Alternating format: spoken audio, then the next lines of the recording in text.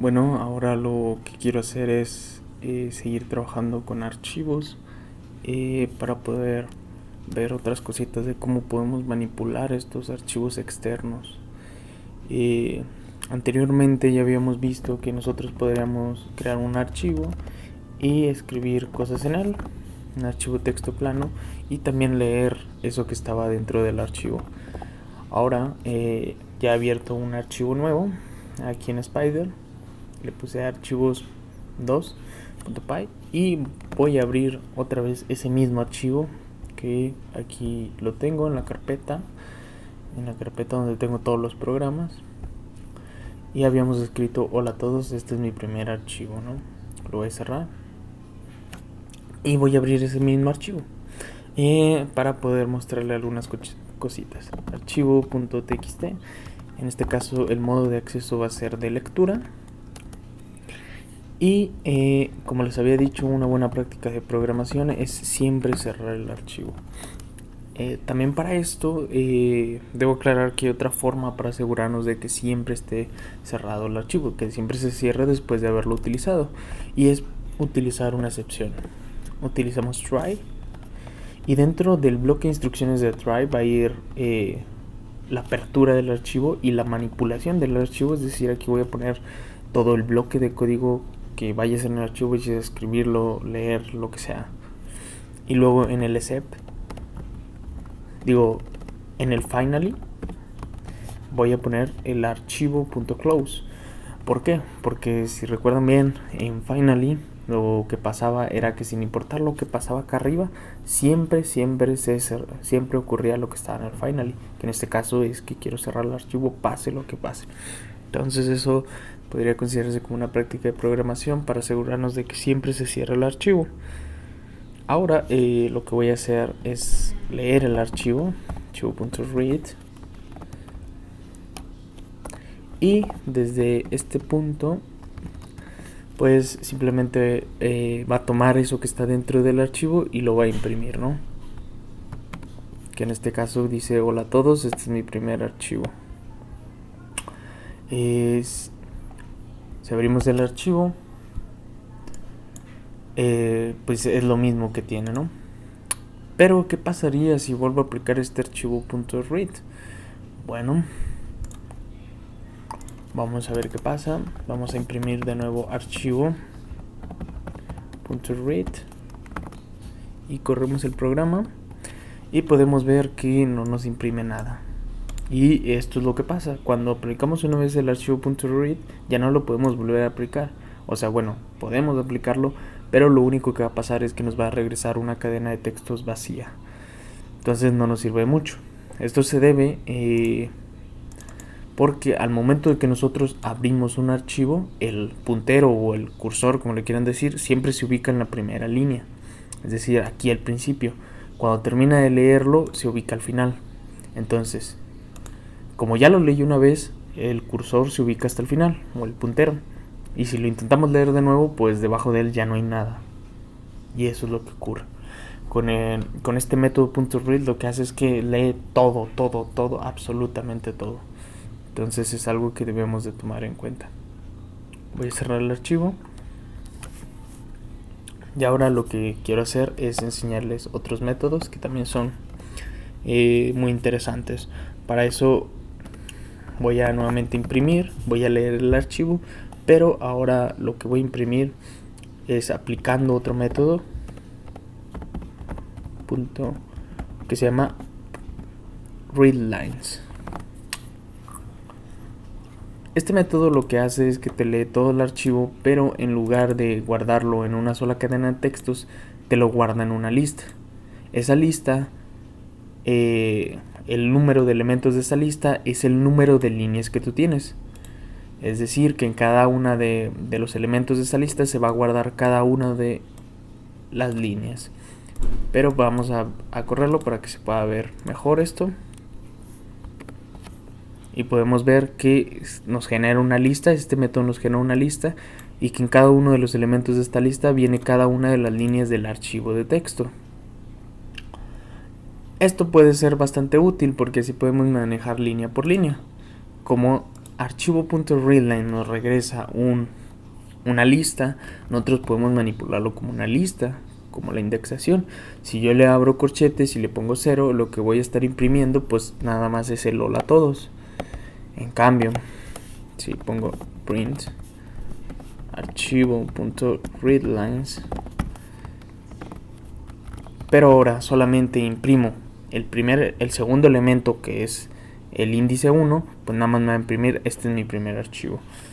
Entonces corremos el programa, se sale, es que lo vuelve a leer, sí, cierto, tuve un error.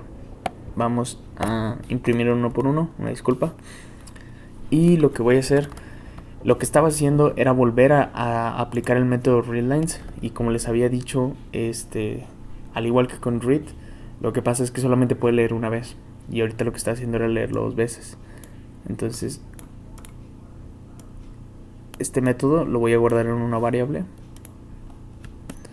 le voy a poner pues, lista, porque no se me ocurre otro nombre, y le vamos a aplicar lo de los índices, print lista 1 y print lista el elemento 1. Y como pueden ver, ahora sí me lo imprime tal cual, ¿sí? Con este método .readline, como les decía, es al igual que el read, nada más lo puedes hacer una vez. No lo puedes aplicar 2 veces. Por eso primero lo guardo en una variable y luego lo empiezo a manipular como si fuera una lista. Y bueno, aquí ya tenemos pues 2 métodos muy interesantes que nos pueden hacer de bastante ayuda. ¿Qué otra cosa? Bueno, como les decía, precisamente con ahorita el error que tuve de querer aplicar dos veces el archivo.readlines, como les decía, cuando nosotros abrimos un archivo, lo que pasa es que el cursor o el puntero siempre se ubica al principio, y cuando termina de leerlo, ya sea que apliques .read o .readlines, siempre se ubica hasta el final. Nosotros también podemos manipular este archivo para que nada más podamos leer a partir de lo que nosotros queramos. Para eso, es decir, para que nosotros ubiquemos el puntero donde nosotros queramos, quizás primero ubicamos el puntero aquí y luego ya leemos todo, ¿no? ¿Y cómo hago eso? Bueno, voy a borrar esto que está aquí y voy a aplicar un nuevo método, que es el método seek. Lo que hace seek es que tú le vas a dar un número, 1, 2, 3, lo que sea, y lo que va a hacer es que te va a ubicar el puntero o el cursor en el número que tú le des. Por ejemplo, si yo le doy 0, pues me lo ubica al principio del archivo. Si yo le doy 4, me lo va a ubicar en el hola, y así sucesivamente. Si le doy 5, pues me lo ubica al principio de la A. Es decir, que seek lo que hace es que te ubica el cursor dependiendo del número de caracteres que tú le des. Vamos a poner el ejemplo. Si yo le doy 4 y luego imprimo el archivo, lo que va a pasar es que primero me va a ubicar el cursor en la posición en el carácter 4. Después de ubicármelo en el carácter 4, me va a leer el archivo. Es decir, que los primeros caracteres no me los va a tomar en cuenta y no los va a imprimir. Podemos correr y como ven, nada más me imprime a todos. Este es mi primer archivo, porque como les comentaba, me lo ubica aquí en el cuarto carácter y me lee todo lo demás. Muy bien. Pero también lo que podríamos hacer es primero imprimir, y aquí voy a imprimir y luego ponerle archivo.read, y dentro del read darle un número, por ejemplo el 4, y lo que va a hacer esto es que nada más me va a leer hasta el carácter 4. Entonces lo que va a pasar es que me va a imprimir hola y luego va a volver a ubicar ahí mismo el cursor y luego me lo va a volver a imprimir, ¿no? Lo que resta. Si imprimimos, como ven, dice hola y luego me lo ubica en el 4, que como quiera ya estaba ubicado porque ahí termina de leer, y me imprime todo lo demás. Entonces aquí ya vemos 2 métodos distintos. En el read, si le damos un número, lo que pasa es que va a leer hasta ese carácter. En cambio, con el seek, lo que pasa es que primero me va a ubicar el cursor y a partir de ahí es donde va a empezar a leer.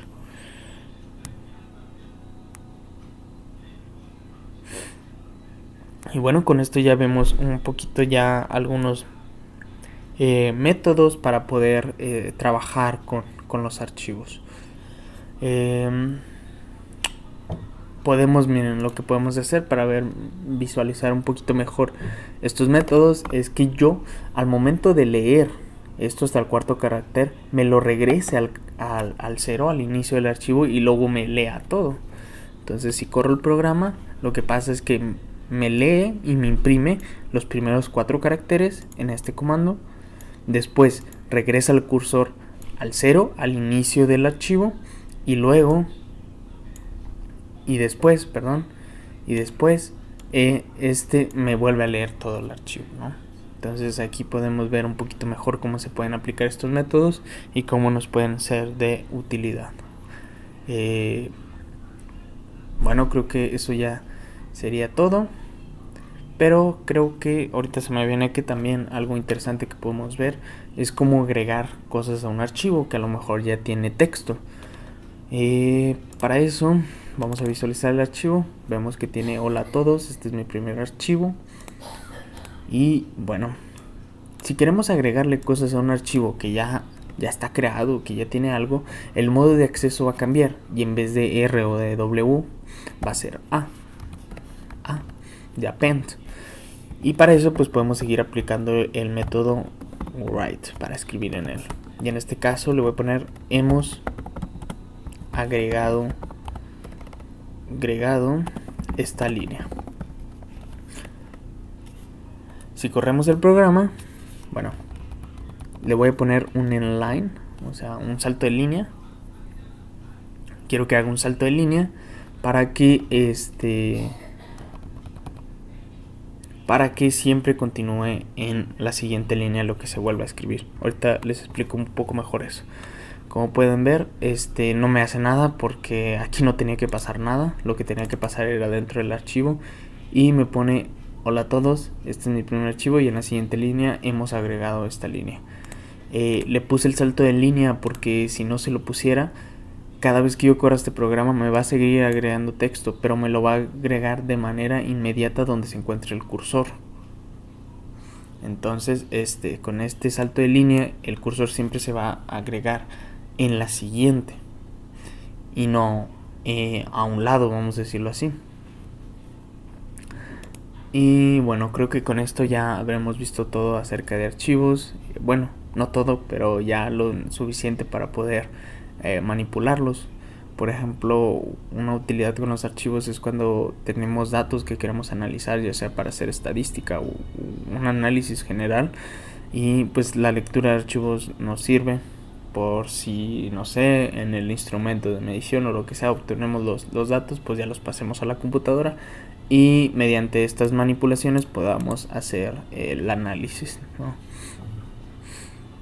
Pero bueno, entonces creo que esto sería todo por la parte de archivos.